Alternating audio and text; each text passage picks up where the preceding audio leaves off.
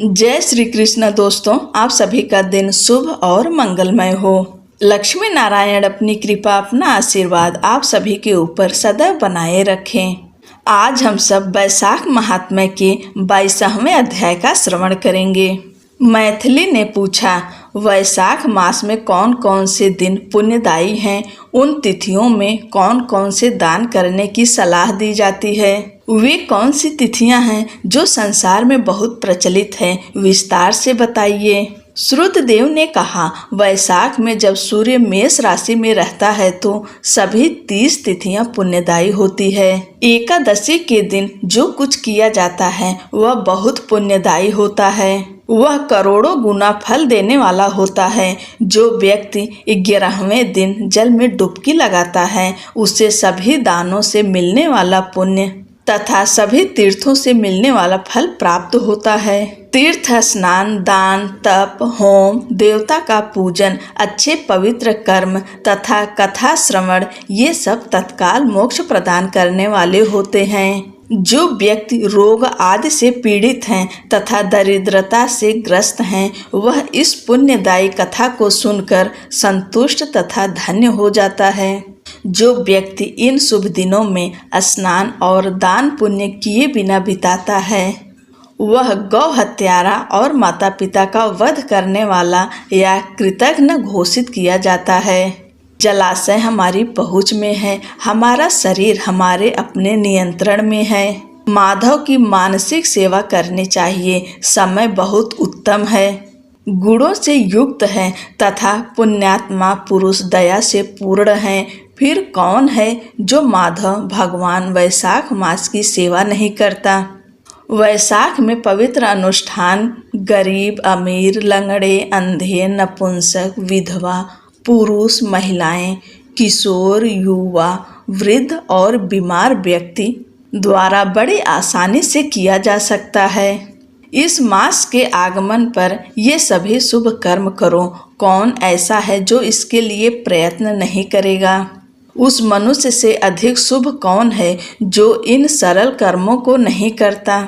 वह अधम मनुष्य है, इसमें कोई संदेह नहीं है कि उसके लिए नरक सुलभ है। अब मैं उस मास में श्रेष्ठ तिथि का वर्णन करूंगा जो सब पापों को दूर करने वाली है।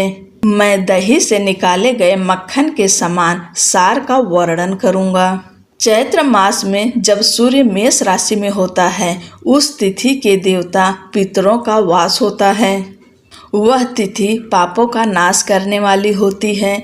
इससे करोड़ों गयाओं का फल मिलता है। इस संबंध में पितरों के विषय में एक प्राचीन कथा कही जाती है। हे राजन, उस शुभ कथा को सुनो जो उस समय घटित हुई थी जब सांवर्णी पृथ्वी पर राज्य कर रहे थे।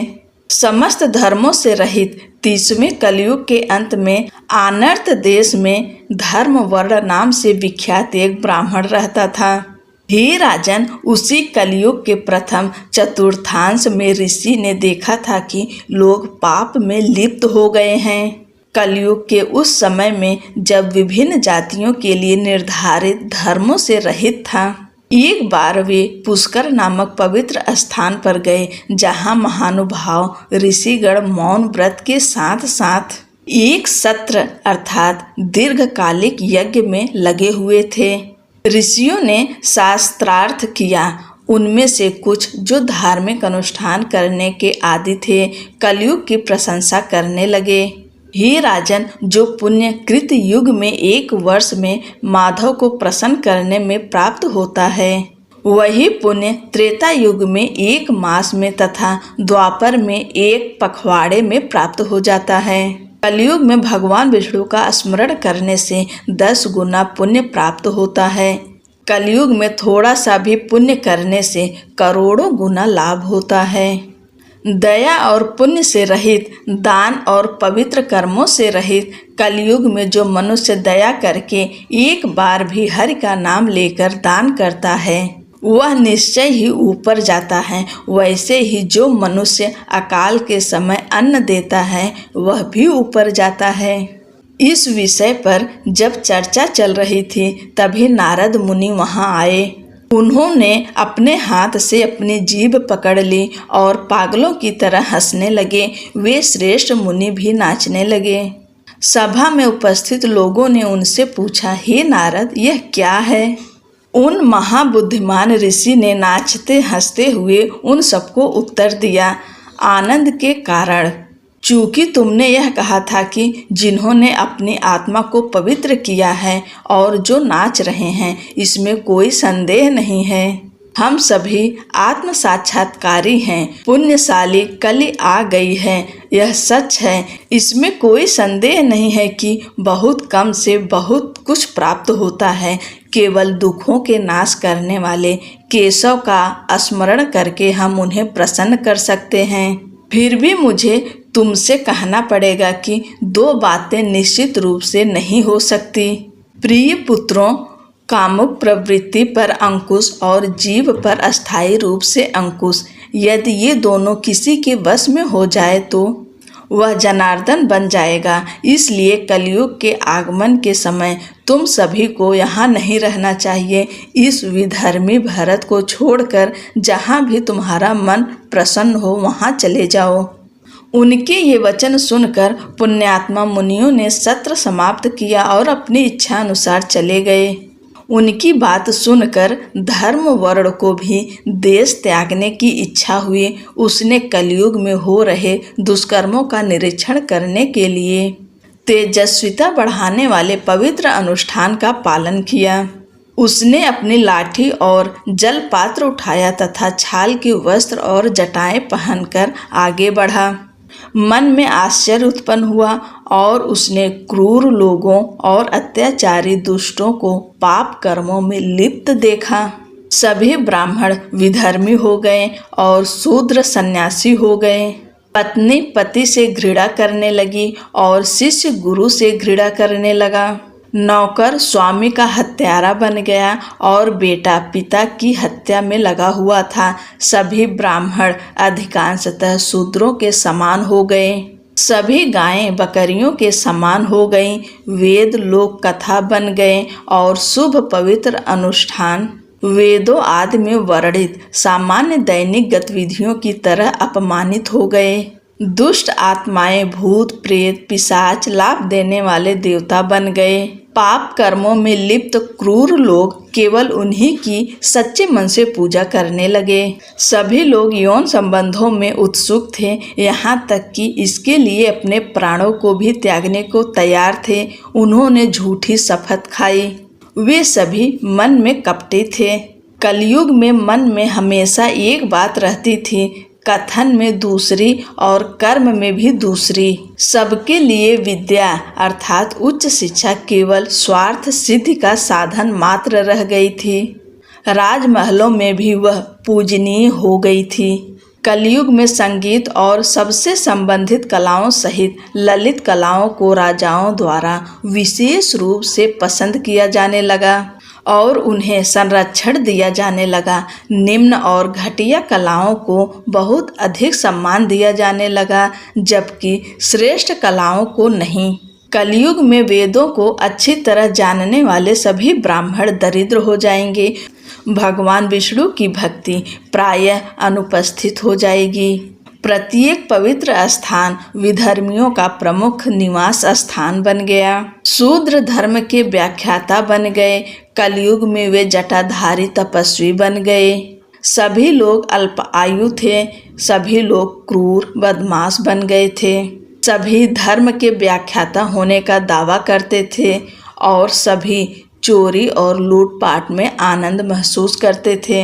लोग चाहते हैं कि दूसरे लोग उनकी पूजा करें। वे दूसरों पर व्यर्थ आरोप लगाने और निंदा करने में लगे रहते हैं। यदि किसी के घर स्वामी या मालिक आ जाए तो दूसरे लोग उससे ईर्ष्या करने लगते हैं। कलयुग में भाई अपनी बहन के साथ और पिता अपनी बेटी के साथ गलत करने लगे। सभी लोग शूद्र स्त्रियों पर मोहित हो गए। अच्छे लोग और सम्मानीय लोगों की उपेक्षा करते हैं। वे उन लोगों का सम्मान करते हैं जिन्होंने बहुत पाप किए हैं। मूर्खता पूर्वक जिद्दी लोग अच्छे लोगों की एक भी गलती को उत्सुकता से उजागर कर देते हैं। पापियों के अवगुण और दोष से सद्गुण कहे जाते हैं। कलयुग में सद्गुणों से रहित सभी लोग केवल अवगुणों को ही ध्यान में रखते हैं। लोगों में जोग का गुण आ गया, जो केवल रक्त पीती है, दूध नहीं पीती, यहाँ तक कि पानी भी नहीं पीती। औषधियाँ अपनी शक्ति खो देती हैं, ऋतुएं विपरीत रूप से बदल जाती है। सभी राज्यों में अकाल पड़ा हुआ है। कलयुग में पुरुष अभिनेताओं और नर्तकियों की कलाओं में बहुत आनंद और रुचि लेते हैं। मूर्ख और बेवकूफ लोग प्रतिष्ठित लोगों को अपना सेवक समझते थे। वे लोग जो गुणों में श्रेष्ठ थे और वेदों और वेदांतों के अध्ययन में लगे हुए थे। लोगों ने श्राद्ध कर्मकांड त्याग दिया। सभी लोगों ने वेदों में वर्णित पवित्र कर्मकांड त्याग दिए थे। उनकी वाणी पर कभी भगवान विष्णु का नाम नहीं आता था।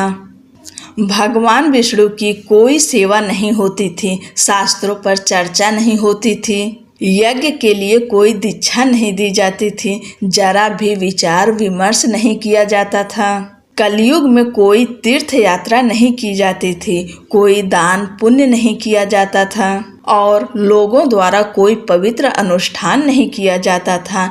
यह आश्चर्यजनक बात थी। उन वस्तुओं को देखकर धर्म वर्ण को बड़ा आश्चर्य हुआ और वह बहुत भयभीत हो गए। सारी जाति को विनाश की ओर जाता देखकर वह दूसरे महाद्वीप पर चला गया। सभी महाद्वीपों और लोकों में भ्रमण करने के पश्चात वह बुद्धिमान ब्राह्मण एक बार जिज्ञासावश पितरों के लोक में गया।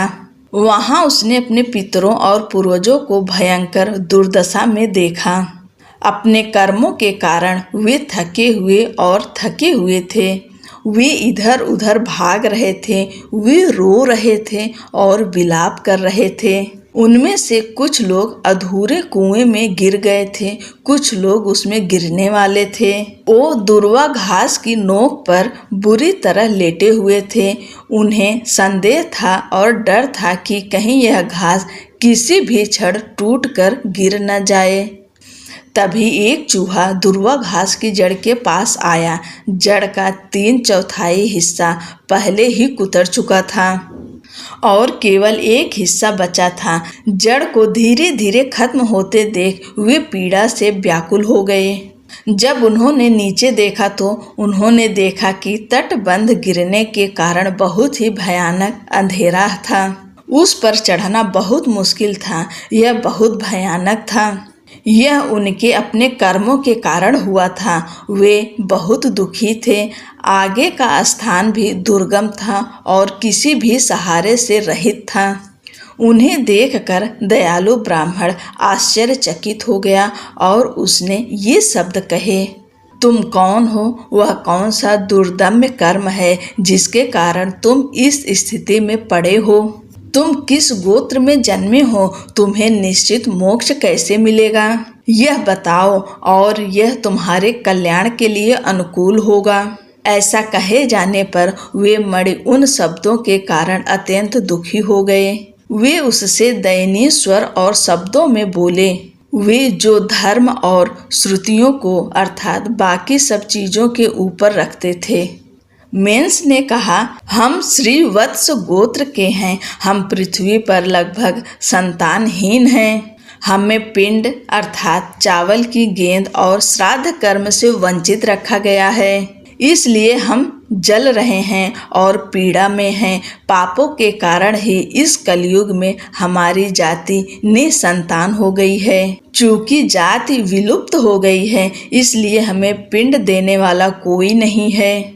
इसलिए हम अभागे लोग संतानहीन होकर अंधकारमय कुएं में गिरने वाले हैं।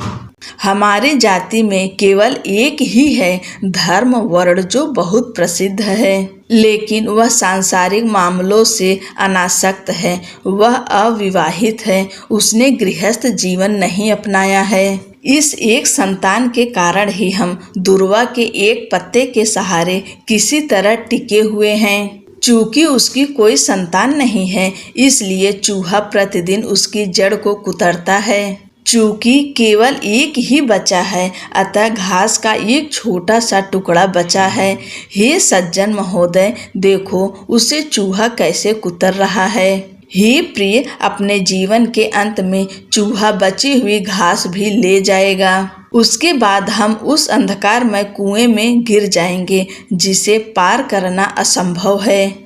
अतः तुम पृथ्वी पर जाओ और गृहस्थ जीवन से विमुख ऋषि धर्मवर्ण को अपने वचनों द्वारा समझाओ, क्योंकि हम उनकी दया के पात्र हैं। आपके पूर्वज अत्यंत व्यथित हैं, वे नरक में गिर गए हैं। मैंने उन्हें दुर्वा की धार से लटका हुआ देखा था और वे अथाह कुएं के अथाह अंधेरे में गिरने वाले थे। वह दुर्वा इस परिवार का प्रतीक है। हे ऋषिवर, चूहा काल है और वह प्रतिदिन इसकी जड़ को कुतरता है। परिवार धीरे धीरे विनाश की ओर बढ़ रहा है। अब केवल आप ही बचे हैं, इसलिए हे ऋषिवर, यद्यपि 3/4 दुर्वा घास नष्ट हो गई है, फिर भी एक भाग अभी भी बचा हुआ है, क्योंकि आप पृथ्वी पर विद्यमान हैं। जैसे जैसे आपका जीवन समाप्त होता है, चूहा थोड़ा थोड़ा करके खाता रहता है। जब आप अंततः मरेंगे तो आप और हम दोनों एक साथ अंधकार के गहरे कुएं में गिरेंगे, क्योंकि परिवार सभी संतानों से रहित हो जाएगा। अतः तुम गृहस्थ जीवन अपनाओ और परिवार बढ़ाओ, इससे तुम्हारा और हमारा उत्थान अवश्य होगा। अनेक पुत्रों की खोज करनी चाहिए, ताकि उनमें से कम एक गया में जाए, अश्वमेघ यज्ञ करे या काले रंग के बैल का अनुष्ठान करके उसे मुक्त करे। यदि उनमें से कोई भी वैशाख, माघ या कार्तिक मास में हमारे लिए तीर्थ स्नान, श्राद्ध या दान पुण्य करे तो हम नरक से मुक्त हो जाएंगे। उनमें से कोई भगवान हरि के दिन अर्थात 11वें दिन व्रत आदि रखेगा, या उनमें से कोई भगवान विष्णु की पाप नाशक कथा सुनेगा। इससे उसके पहले की 100 पीढ़ियां और उसके बाद की 100 पीढ़ियां पापों से घिरी होने पर भी नरक नहीं देख पाएगी। ऐसे अनेक पुत्र जो दया और पवित्र संस्कारों से रहित हैं, किस काम के, जो कुल में उत्पन्न होकर भी भगवान विष्णु की पूजा नहीं करते। सब लोग जानते हैं कि पुत्रहीन मनुष्य उत्तम लोक को प्राप्त नहीं होता, वहाँ भी दया युक्त संतान अत्यंत दुर्लभ है। इन दयालु और निष्कपट वचनों के द्वारा उसे ज्ञान प्रदान करो। यद्यपि वह सांसारिक विषयों से विरक्त है, फिर भी उसे गृहस्थ जीवन की ओर प्रवृत्त करो।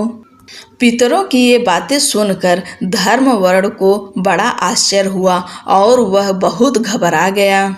उसने उनको प्रणाम किया। वह रो पड़ा, उसके शरीर में कंपन होने लगा। उसने हाथ जोड़कर प्रणाम किया और कहा, मैं आपके कुल का सदस्य हूँ। धर्मवर्ण, मैंने हठ किया है। यज्ञशाला में मैंने महापुरुष नारद के वचन सुने कि कलयुग में किसी का भी जीव और जनेंद्रिय पर नियंत्रण नहीं है। पृथ्वी पर भी मैंने उन पापी लोगों को देखा। मैं भयभीत और शंकित हो गया। दुष्ट लोगों की संगत के भय से मैं संसार भर घूमता रहा और अन्य महाद्वीपों में रहा। कलयुग का 3/4 भाग बीत चुका है। हे पितरों, पिछली तिमाही में भी 3.5 भाग बीत चुके हैं। मुझे आपके दुख का पता नहीं है। मेरा जीवन व्यर्थ गया। जिस कुल में मैं था, वहाँ के पितरों का ऋण मैंने नहीं चुकाया। जो पुत्र पृथ्वी पर बोझ है, जो शत्रु है, जो विष्णु, पितरों, देवताओं और ऋषियों की पूजा नहीं करता, उसका क्या लाभ। मैं आपकी आज्ञा का पालन करूंगा। मुझे आज्ञा दीजिए कि कलि का भय, बुरा प्रभाव न हो और सांसारिक जीवन में कोई परेशानी न हो। पुत्र के रूप में संसार में मेरे कर्तव्यों के बारे में मुझे आज्ञा दीजिए। हे राजन, अपने ही कुल के बुद्धिमान धर्मवर्ण के द्वारा ऐसा कहे जाने पर पितरगण कुछ हद तक शांत हो गए और उन्होंने इस प्रकार कहा, हे पुत्र, अपने महान पितरों की यह दुर्दशा देखो। वे संतान के अभाव में पतित होने वाले हैं। उन्हें केवल दुर्वा का ही सहारा है। तुम गृहस्थ जीवन अपनाओ और संतान के द्वारा हमारा उद्धार करो। जो लोग भगवान विष्णु की कथाओं में आसक्त रहते हैं, जो सदैव हरि का स्मरण करते हैं, जो सदाचार में रत रहते हैं, उन्हें कलि नहीं सताती। हे सम्मानदाता, जिसके घर में शालिग्राम पत्थर होता है या जिसके घर में महाभारत होती है, उसे कलि नहीं सताती। जो व्यक्ति वैशाख मास में पवित्र अनुष्ठान करता है, जो माघ मास में तीर्थ स्नान करता है और जो कार्तिक मास में दीप दान करता है, उसे कलि देवता कष्ट नहीं देते। जो व्यक्ति प्रतिदिन भगवान विष्णु की कथा सुनता है, जो पापों का नाश करने वाली दिव्य और मोक्ष प्रदान करने वाली है, उसे कलि नहीं सताती। जिसके घर में वैश्वदेव यज्ञ होता है, जिसके घर में सुंदर तुलसी का पौधा होता है और जिसके आंगन में शुभ गाय होती है, उस पर कलयुग अत्याचार नहीं करता। अतः इस युग में भय की कोई बात नहीं है, यद्यपि यह पापों से भरा हुआ है। हे प्रिय पुत्र, शीघ्र ही पृथ्वी पर जाओ। यह माधव वैशाख मास जब सूर्य मेष राशि में रहता है, तब सबकी सहायता करने वाला है। जब सूर्य मेष राशि में रहता है, तब सभी 30 चंद्र दिन पुण्यदायी होते हैं। इनमें से प्रत्येक तिथि में किया गया पुण्य करोड़ों करोड़ गुना पुण्य देता है। वहाँ भी चैत्र मास की अमावस्या मनुष्यों को मोक्ष प्रदान करने वाली है। यह पितरों और देवताओं को प्रसन्न करने वाली वस्तु है। इससे तुरंत मोक्ष की प्राप्ति होती है। जो लोग उस दिन चावल के लड्डू और 1 लोटा जल अर्पित करके पितरों के निमित्त श्राद्ध करते हैं, उन्हें अच्छे फल की प्राप्ति होती है। हे पुत्र, यदि चैत्र मास की अमावस्या को श्राद्ध किया जाए तो वह गया में किए गए श्राद्ध के समान पुण्यदायी होता है तथा उसका लाभ करोड़ों गुना अधिक होता है। चैत्र मास की अमावस्या को यदि केवल साग से भी श्राद्ध किया जाए तो वह गया में किए गए 1 करोड़ श्राद्धों के समान फलदायी होता है। इसमें कोई संदेह नहीं है। जो मनुष्य चैत्र मास की अमावस्या को कपूर और अगरबत्ती से सुगंधित मीठे पेय से भरा बर्तन पितरों को अर्पित नहीं करता, वह पितृ हत्यारा होता है। इसमें कोई संदेह नहीं है। जो व्यक्ति चैत्र मास की अमावस्या के दिन मीठे पेय के साथ बांस का अंकुर अर्पित करता है तथा बड़ी श्रद्धा से श्राद्ध कर्म करता है, वह कुल का उत्थान करता है। जल कलश के दान से पितरों के लोक में अमृतमयी नदी बहेगी, जिसमें पका हुआ चावल, दाल, घी, मीठी खीर, चाटने पीने योग्य खाद्य पदार्थ तथा उस नदी के दलदली तल में श्राद्ध, दान आदि देने वालों के लिए दूध की खीर होगी। इसलिए हे महाबुद्धिमान, जल्दी से जाओ और जब अमावस्या आए तो 1 लोटा जल के साथ श्राद्ध और चावल की खीर का प्रसाद चढ़ाओ। सबकी सहायता करने के उद्देश्य से गृहस्थ जीवन अपनाओ। धर्म, अर्थ और काम के संबंध में संतुष्ट रहो। उत्तम संतान उत्पन्न करो। इसके बाद तुम तपस्वी का जीवन अपनाओगे और अपनी इच्छा अनुसार सभी महाद्वीपों में विचरण करोगे। पितरों की इस प्रकार आज्ञा पाकर ऋषि शीघ्रता पूर्वक पृथ्वी पर चले गए। चैत्र के पुण्य मास में जब सूर्य मेष राशि में था, तब उन्होंने प्रातःकाल पवित्र स्नान किया। उन्होंने पितरों, देवताओं और ऋषियों को जल से तर्पण किया। उन्होंने पापों को नष्ट करने वाले जल पात्र से श्राद्ध कर्म किया। इस प्रकार उन्होंने पितरों को बिना किसी प्रतिफल के मोक्ष दिलाया। उन्होंने एक पतिव्रता स्त्री से विवाह किया और पुत्रों को जन्म दिया। उन्होंने पापों को नष्ट करने वाली उस तिथि को संसार में बहुत प्रसिद्ध किया। फिर वे स्वयं प्रसन्नता पूर्वक गंधमादन के पास गए।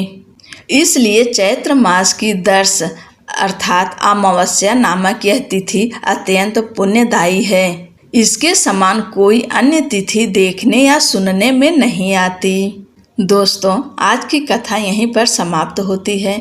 आगे की कथा अगले की वीडियो में हम सुनाएंगे। तब तक के लिए जय श्री कृष्णा, राधे राधे।